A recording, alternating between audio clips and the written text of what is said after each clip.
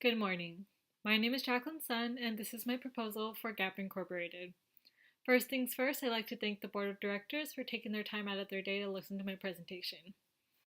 The reason why I gathered you all here today is that so we can look into venturing towards a more contemporary marketing strategy, such as adopting the fast fashion model and implementing online lookbooks. Currently, the fashion industry is oversaturated with stores that utilize fast fashion.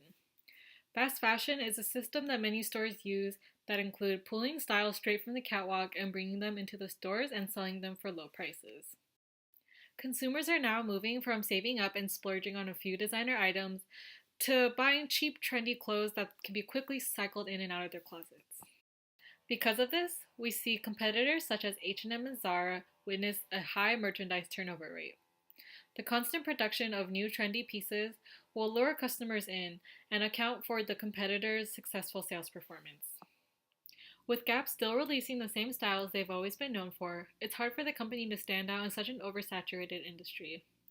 Consumers are now faced with more affordable, trendy options that it makes it hard for Gap to compete with its competitors' clothing lines.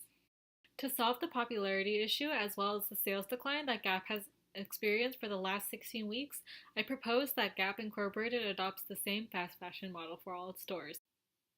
In addition, the company should implement an online lookbook for Gap, Old Navy, and Banana Republic to showcase the newest styles to customers in a more modern fashion. Much like an online catalog, a lookbook pieces together the newest styles in efforts to encourage the customers to purchase more items after being inspired by the lookbooks. The combination of a fast fashion model as well as implementing online lookbooks could help pull Gap out of its 16-week sales decline slump that they've been experiencing. These changes would be carried out through an 18-month plan. First, the board of directors will have to organize to approve of a trends analysis team in Q2, April 2019. A trends analysis team is responsible for observing and researching current fast fashion trends. Since this is a subcommittee of design instead of a new team, consolidation for this approval would only take over a month. Suppliers will be notified in April 2020 for production changes, and an agreement between the company will be solidified by June 2020. In September, the lookbooks are uploaded to the websites just in time for new merchandise to hit stores in October of 2020. This strategic release date of the new merchandise will take advantage of the holiday frenzy of deals, promotions, and increased foot traffic into the stores. Now moving on to the budget. With the average assistant designer salary at $59,000 a year, the reasonable salary allocation for each member is $40,000, a total of $400,000.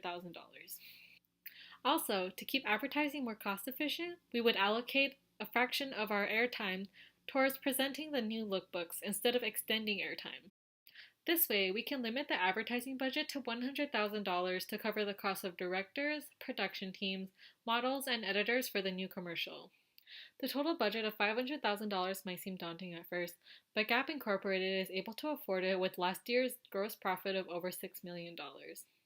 These steps are costly but are crucial to ensure long-term sales and popularity increases.